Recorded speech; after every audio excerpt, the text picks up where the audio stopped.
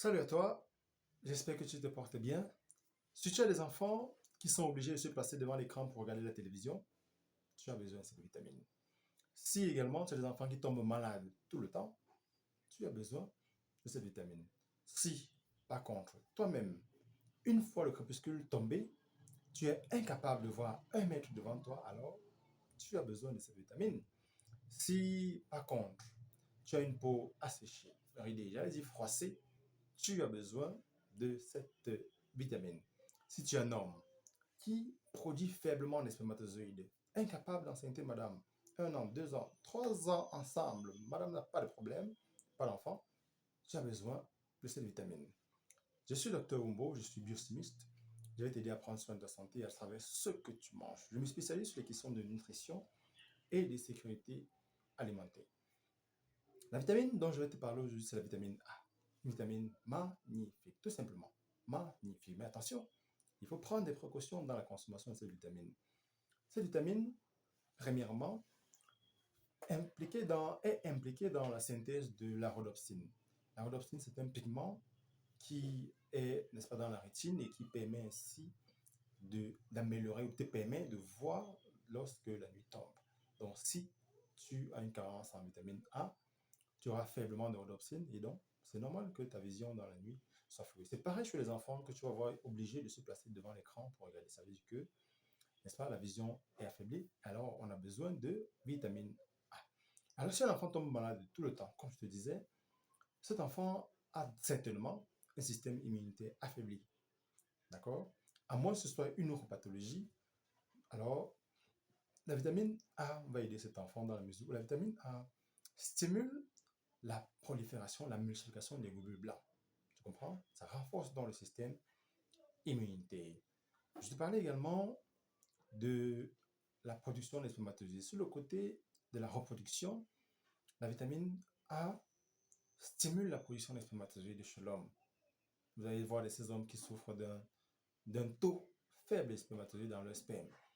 Alors, tu as besoin de vitamine A qui va t'aider, n'est-ce pas, à remonter ce taux et te permettre enfin, peut-être, si ton problème n'est pas ailleurs, d'avoir cet enfant que tu as tant recherché.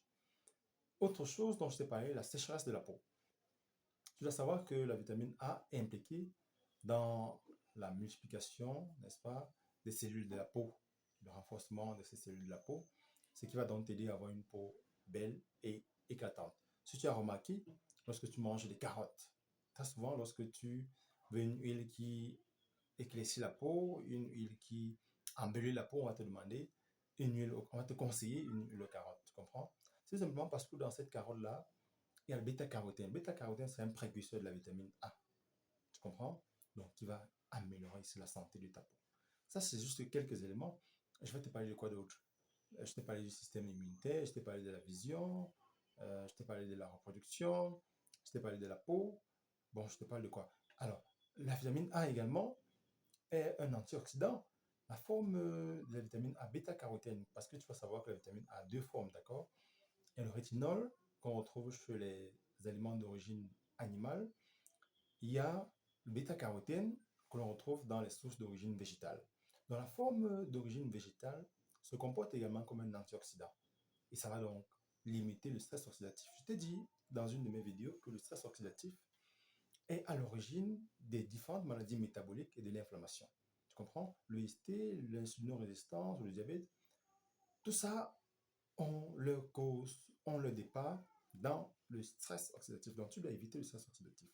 Si tu combines ça à la vitamine C, wow, tu es tout simplement OK. D'accord? C'est super. Donc voilà, je t'ai donné 5 points. D'accord?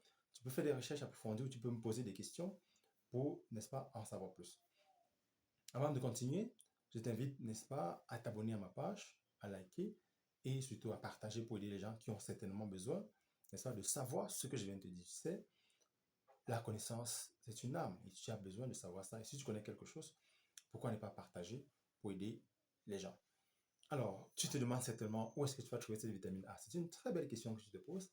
Alors, moi, je te réponds rapidement, d'accord? La vitamine A, comme je t'ai dit, il y a une source d'origine animale, une source d'origine végétale. Vitamine A d'origine animale, tu auras le lait, tu auras le beurre, tu auras l'huile de foie, de morue, tu auras les poissons, d'accord, qui sont les sources de vitamine A. D'origine végétale, tu as les carottes, tu as la mangue, tu as quoi d'autre que je retrouve ça rapidement. Carotte, mangue, tous les fruits qui sont oranges, d'accord, tout ce qui est orange, tout ce qui est la couleur de la carotte là. Alors, la patate, il y a la patate, d'accord, tu vois la patate orange, non, patate rouge, tout ça, il y a des précurseurs de la vitamine A à l'intérieur. Donc, je vais te conseiller de consommer cela. Alors, tu peux me demander en commentaire des fruits ou des légumes, s'ils sont riches en vitamine A, je vais te répondre là. Ce qui me vient en tête, je t'ai cité ce qui me vient en tête. Il peut y avoir d'autres choses que j'ai oublié de mentionner. Mais attention, attention.